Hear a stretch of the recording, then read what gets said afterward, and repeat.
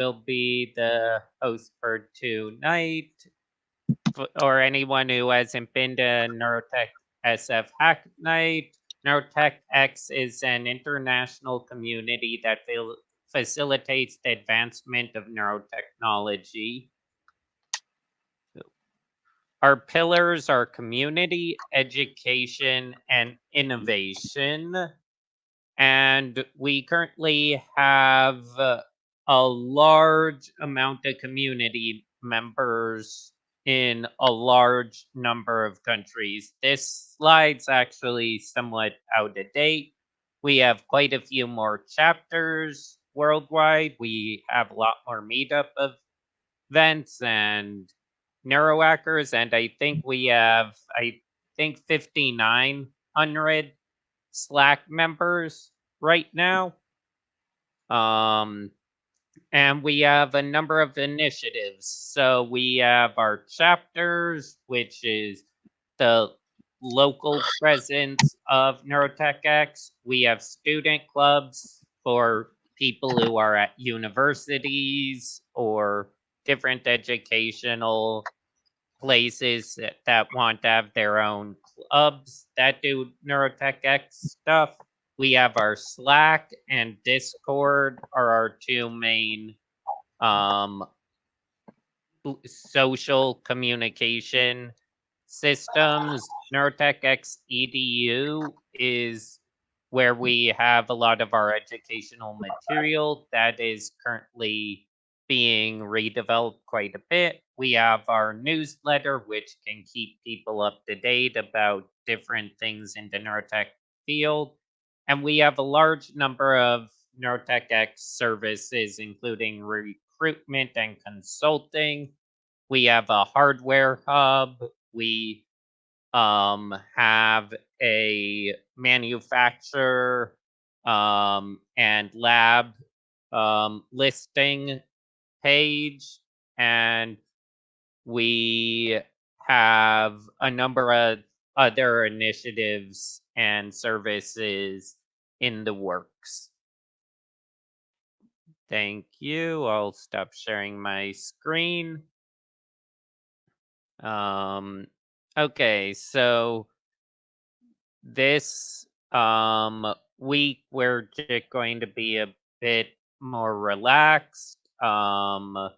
We don't have much of an agenda. If anyone has any announcements, they can go ahead. I have one short one I'll quickly go through, which is that yesterday was the final day of submission for the Brains at Play BCI Design Fiction competition, and that on March 20th will be the awards ceremony for the winners.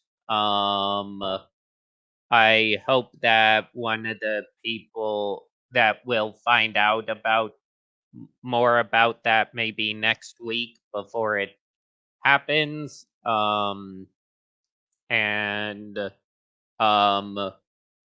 That's, I think, the only announcement I currently have.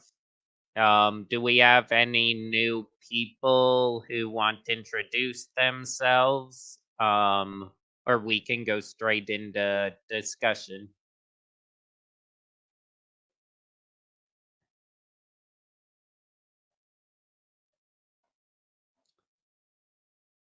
Okay, doesn't sound like we have any new people tonight, so I guess we can just go into discussion, which from before the meeting we were discussing the Empatica wearable device and just wearable neurotech stuff in general, and some of its really cool features, but also some of its annoyances. Yeah. So yeah, I was talking about before the meeting that during COVID, companies just don't seem to want to let you try on wearables before you buy them. So, in a time Yeah. where we probably need them the most, it's a little bit harder to get wearables. Yep. That that seems to be a big problem. I know when I've been advising people with VR related stuff, I now have to be like, you might sink $1,000 into a headset that doesn't fit you. Like that's a Do big problem. do Best Buys look a little bit different now? Like in the laptop section, did they I remove the play the Xbox games and all that? I'm I haven't really been inside a Best Buy. I just pick stuff up outside. But I am guessing, but also very few places that I can think of have ever done wearable tech like tests for like wearable watches or like the really expensive wearables. It's hard to find a place to try them on. I mean, Apple was always decent, but um a lot of places like the Aura I would Ring. think some places though might have had Android watches, with something attached to them, and you could pull them off of the stand and try it. Yeah, I usually didn't see that. I usually saw a giant of display of the watches, and I think you had to ask someone to come over to unlock one to let you try it on. Unlike laptops or phones where you just walk up, hold it, and are like, "Oh yeah, this works. I Yeah, like this."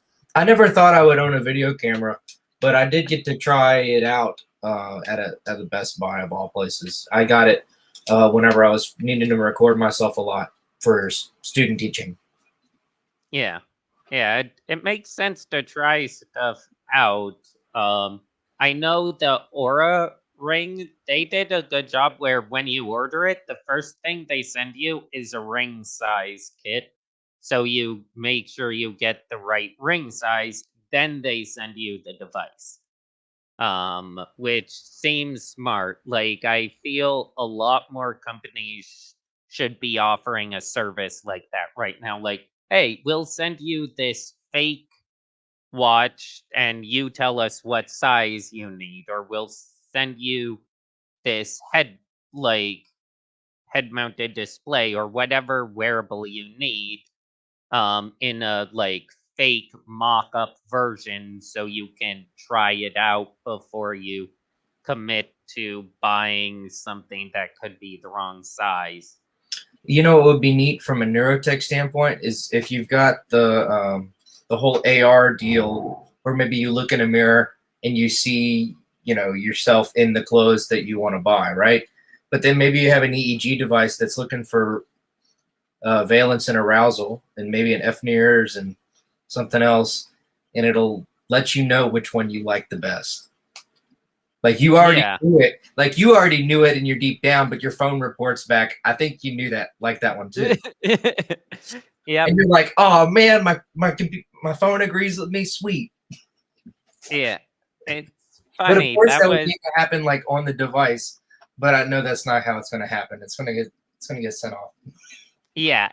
You aren't going down that data. Google will. Google will know what clothes you like, so it can recommend clothes more easy. Or Amazon, actually. Amazon will probably start pop-ups at some point where you can go and try on virtual clothing so that they can gather data about what types of clothes you like, which The last is time I bought digital skins was probably for Dota. No, not Dota. League of Legends. And yeah. oh no, I haven't purchased skins in a couple of years now, thankfully. Yeah. Like right now, the only clothing company that owns a 3D model of me is a custom apparel, which makes custom fit suits. I've had my body 3D scanned twice for that.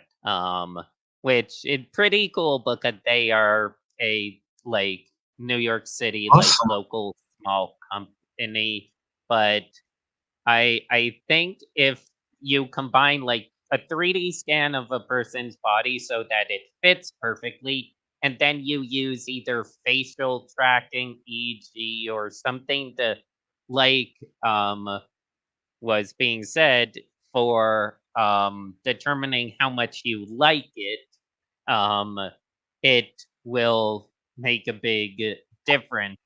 Or it could just analyze you while you're walking around a city with, like, smart AR sunglasses on and tell you which clothes you like while you're just walking by other people. Like, it just scans everyone you walk past and then determines whether you like or dislike their clothes. And then that night you get like 1,000 emails from Yeah. um, Macy's.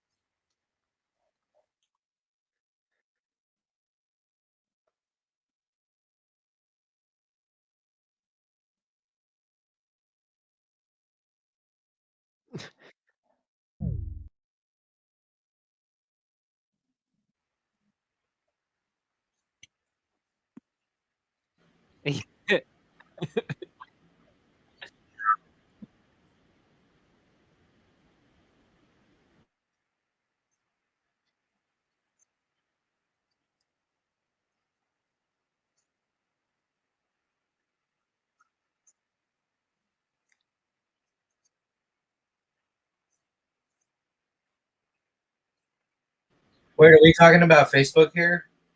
It sounds like exactly what they do, man. Yeah. Because they can tell if a post, I guess from the CSS or something, or maybe some jQuery. Who knows? That they probably do it in React now. I think they made React mostly for themselves. Anyways, you can tell what's in the view by looking at the page versus the page height, and yeah. Yeah.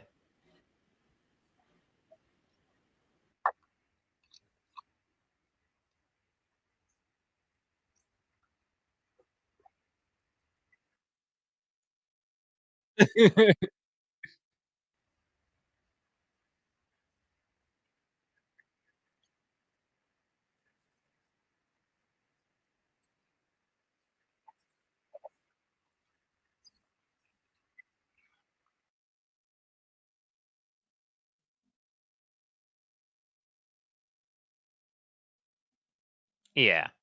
That's You want that to find out. seems You want to find out what gets you going. Go through. Okay, I'm not promoting this. I just want to say a disclaimer. But there is such a thing as it's called the Oasis image set. It's an open access image set, and it's got some very disturbing images in it. It also has some very cute ones. The best of which is a little tiny puppy in a little cup, and that one scored for almost everybody that has tested it in a study. It's people like it the most. And so there, you can check that out. I'll type it in the chat. But there are also images in there of like hate crimes groups, neo Nazis and things like that. And I've said this in a couple of meetings. Like, what do you do if you get somebody and you're just doing a valence and arousal? Like, okay, we're gonna do the image set on 100 people, and then if you're just looking at it low key and you see that they got the puppy and the cup and the neo Nazis are like right next to each other on the classification chart. Do you tell somebody? You tell the police so they can recruit them. Because I'm saying it's there. It's the full range, and it's going to show. If somebody thinks a puppy in a cup is just as cool as horrible things, I'm not going to be more elaborate, but it would show right. It's clear as day. Um,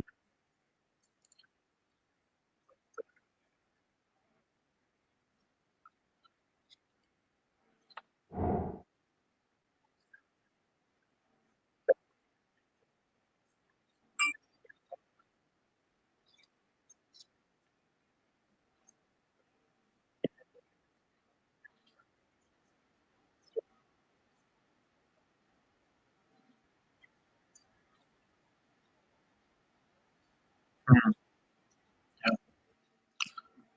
Yeah, I mean, I it's a very valuable data if you count that is for your health.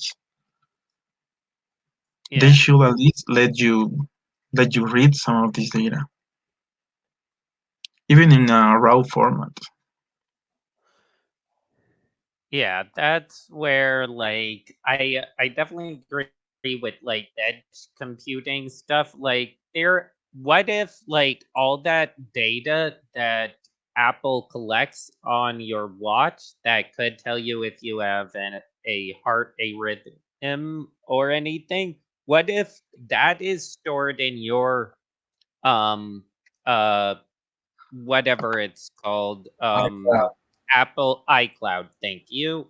I think it And is. then I think you would. I think now currently you choose to share information with Apple, and they go through each different app, and they ask you, "Do you want to share data with Sleep or something like that?" I don't know. yeah, but then what if if you could then go into your heart rate data on your iCloud and press like run this algorithm, and then it will literally just run like if they we now Like have spit out a algorithms. CSV, basically. Yeah. That Yeah. I would really appreciate that. Like even if I had to pay a $50 developer fee a month, right? Because Yeah. you're probably using that to develop something. That's fair enough. And then, Yeah. cool, we'll unlock that feature for you for your device and any devices that are under your network or something. Yeah. Yeah.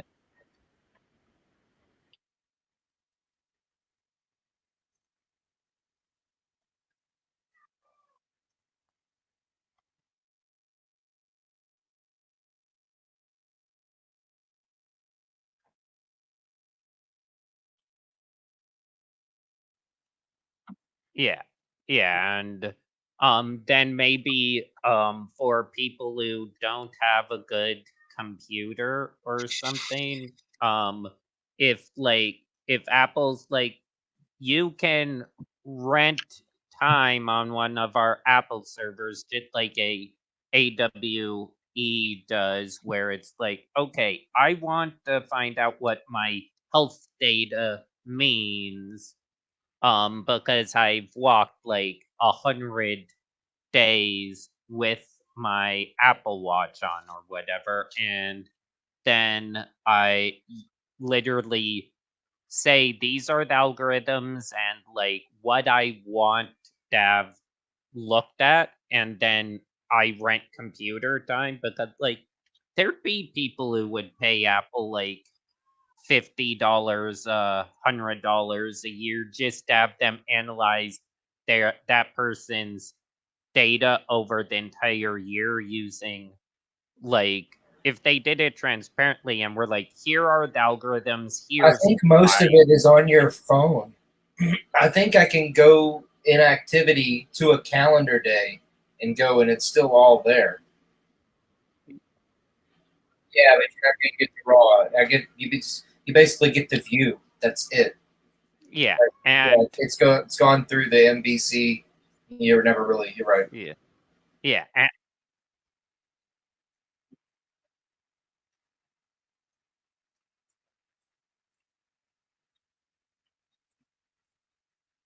yeah, yep, and that's it's so infuriating. That's why, like, I want to get a lot of these devices, but I'm like, if I can't get the raw data and be like, okay, I don't trust that you are using a peer-reviewed algorithm. Like, we all know that some of these like Google, Apple, Facebook, they all sometimes use algorithms that are very much biased algorithms. Um and if I'm believing that I my heart rate and whenever it tells me I need to breathe, like uh, that's. I don't think it's that biased. It's Google can't be biased. They just fired their top ethics researchers.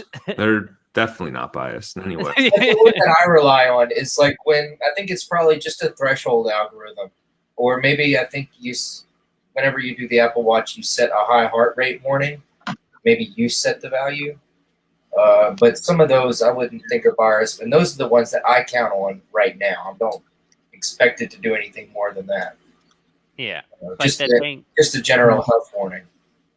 thing is though is if those algorithms, if it's like a heart rate algorithm, people naturally have very different heart rate Yeah, but it's levels. supposed to learn.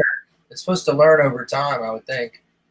Yeah, but it depends how well it can learn based off like the original data set it used for the original training to then learn beyond. If you are a outlier, it could just always say you're dead. Like it's like, okay, your heart rate I don't think is they've had that yet, though. yeah. I wonder what it would say if Well, how I are what are the metrics like on Android watches? Can anybody comment on that instead of talking about Apple Watch all day? I gotta head off, everyone. Have a good night. see ya.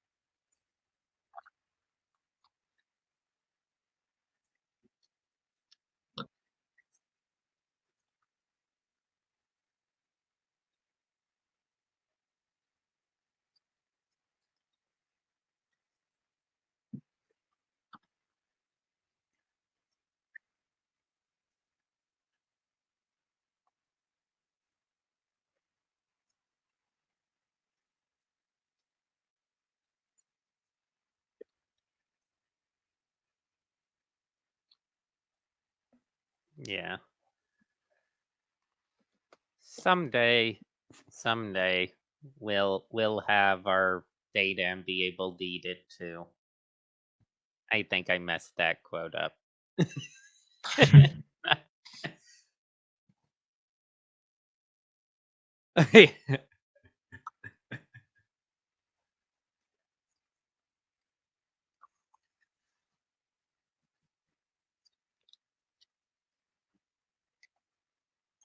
Yeah. Because there are times where, depending on if I wanted to, I'd happily sell like my heart rate data to UCSF or to a research institution. Whereas right now it's like, oh yeah, Google makes money off of my data while I pay them for just the device and pay another company to literally send that data to that company, the phone. So if Or you're gonna do that, I guess it doesn't matter the sensor or the sample rate. The sample rate, I guess, if you're gonna regulate this. Oh, AC's on. Hold on.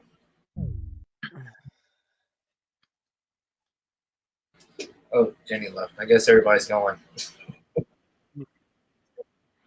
small night. But maybe you could do. Maybe you could sell it by the second because one sensor maybe needs 1600 hertz, the other one needs 25, but 1 second is the same across all the sensors.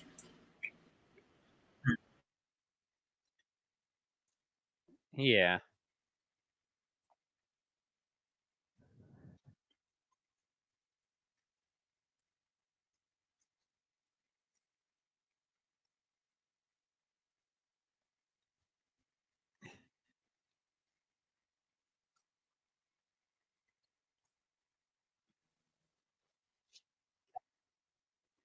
Yeah. Uh that's where I'm like wondering which device industry people currently still own the data. I mean, like right now, because most devices don't have eye trackers built in, you have to to buy them. Eye trackers, you kind of, if you pay the extra money, you can have your own data. Or it's always like, if you build it yourself, you get the data. But then again, who wants to build their own like Android watch, which is just sounds like a pain in the butt because Android integration with like Android Wear OS or whatever it's called now is horrendous anyways. Um yeah. Yeah.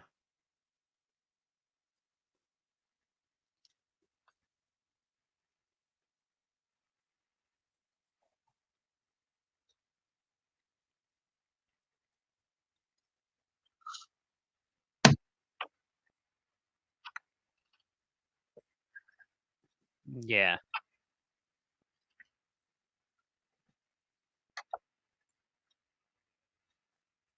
Yep. Yeah. I'm it's going to be a while it seems before any of this stuff changes because this will matter a lot in the future for just medical and health research in general. Like this data in the future, this will make participating in studies so much easier. I mean, it would be very easy Yeah, more in like complete. a yeah, decade to have like 10,000 person studies where you're able to follow each of those persons' daily activity for a That's what they did decade. with the Apple Watch when with the Carnegie Mellon and some two. They just picked two universities, but they picked some really wealthy ones. Yeah. Probably because they needed the resources to analyze, 10,000 subjects. So that too, Yeah. you probably need 50 researchers, 100 researchers. I don't know. Yeah. Yeah. I believe it was you who said that this Empatica device has been used in research. Do you have any link to any of the research by any chance?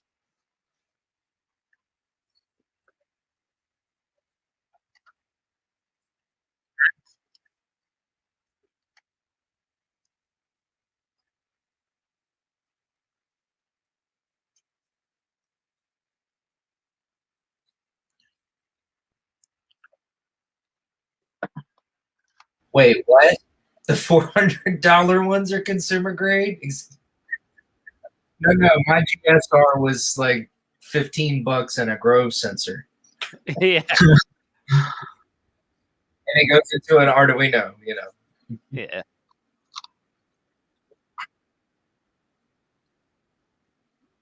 And are those used in like psychotherapy sessions?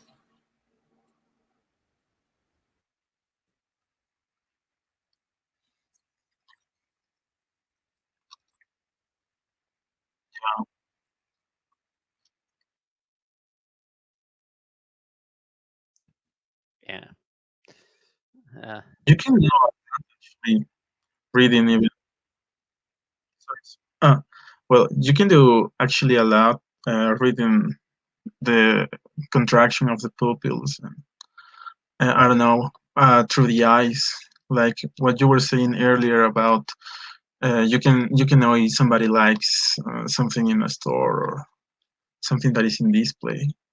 yeah. Yeah. I mean, this also like the one problem is like false positives and stuff because Yeah, like with a That's lot gonna of go this away as soon as a Coke machine has a 50 megapixel camera.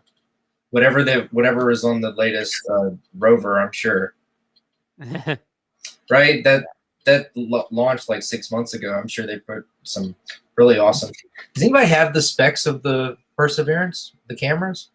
I have the specs of one of the cameras, but I can't say they modified it. So they aren't one of my friends built one of the cameras for the rover, but they Oh, nice. Here it literally is.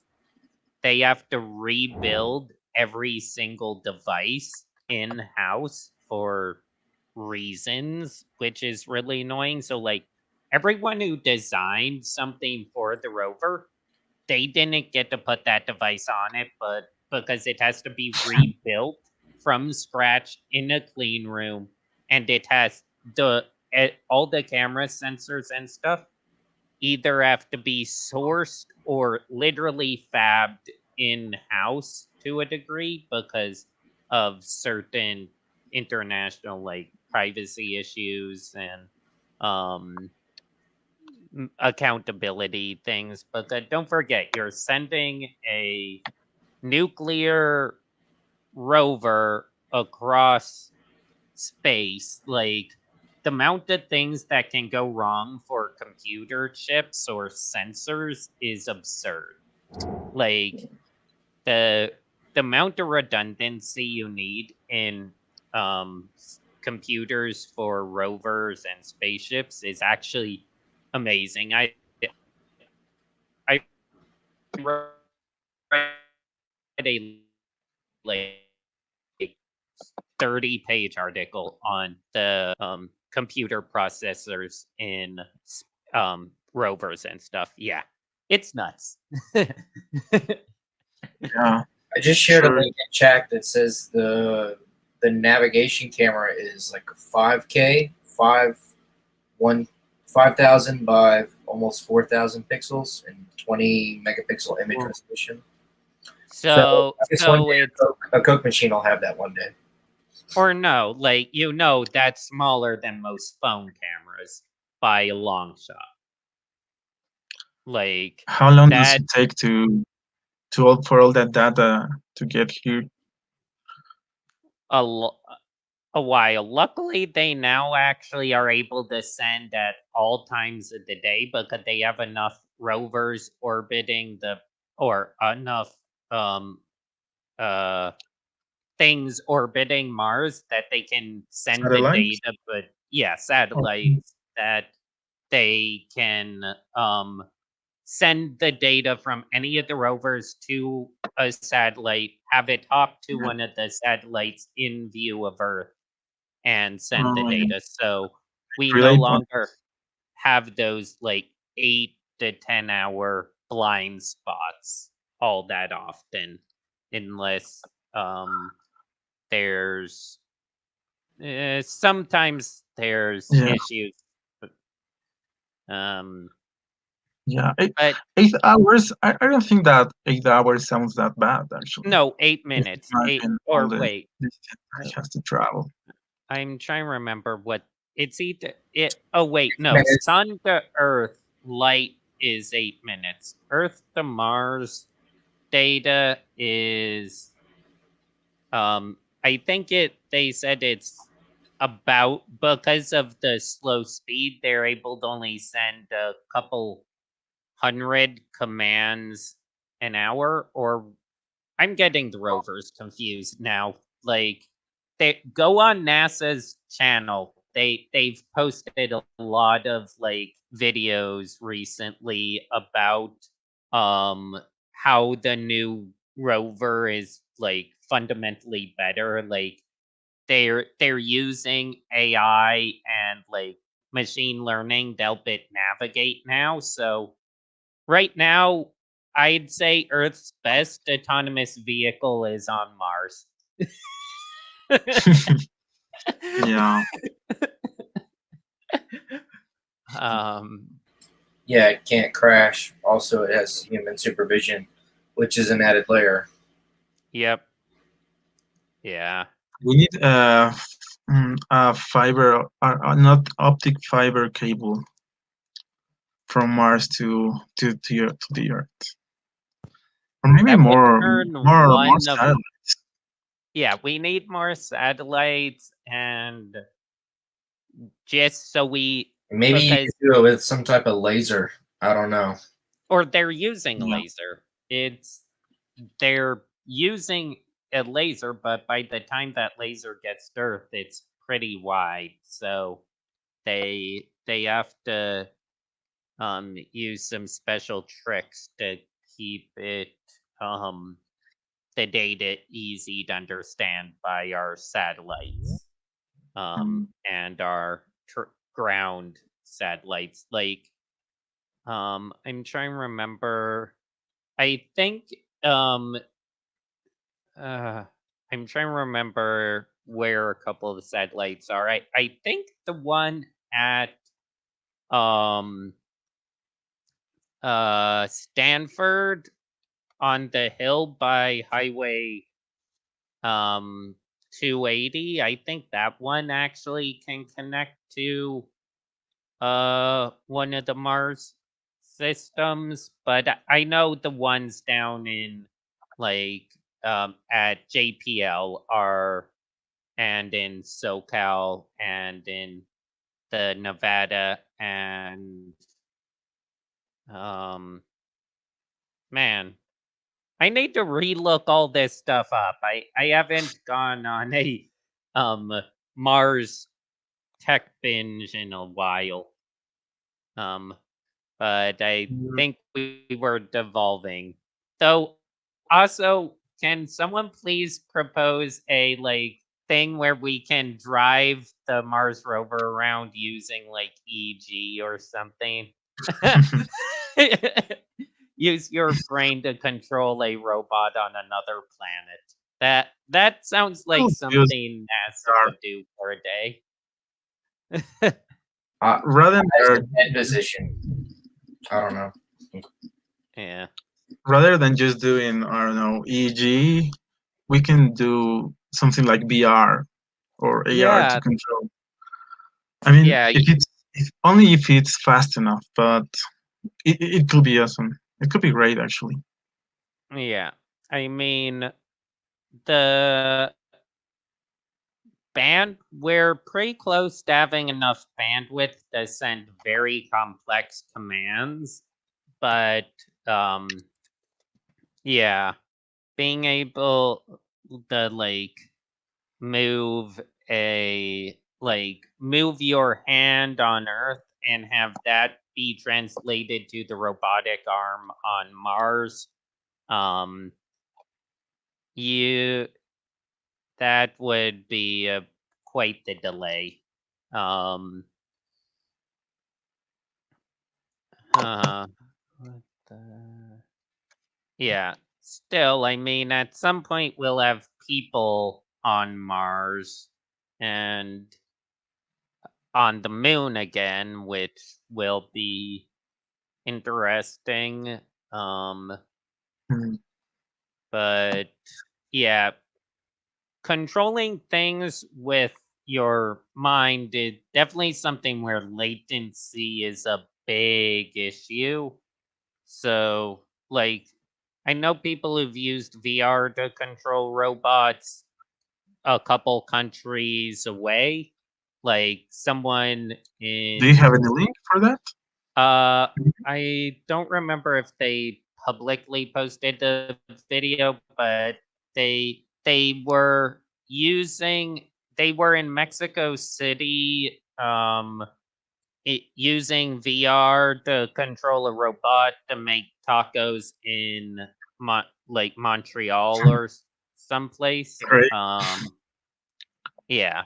Um, they were designing it to help control the robotic um humanoid robot on the ISS. Um I can't remember, is it Adam 2 or whatever, but those right now there's a lot of issues though with like force feedback and stuff, which I think using like muscle stimulation could be very helpful. So like using a Tesla suit Yeah. could be a very good way to do some of this. And um hmm, but using the I think right now brain control is still too slow and too latency dependent. Like I didn't submit anything to the design fiction competition, even though it would design fiction. They want to send out devices to people who and be like, okay, now you submitted your design fiction, go make it. And it's like, okay, what I proposed won't work for another 50 years. I can't even prototype it till we can get like BCI, like SSVP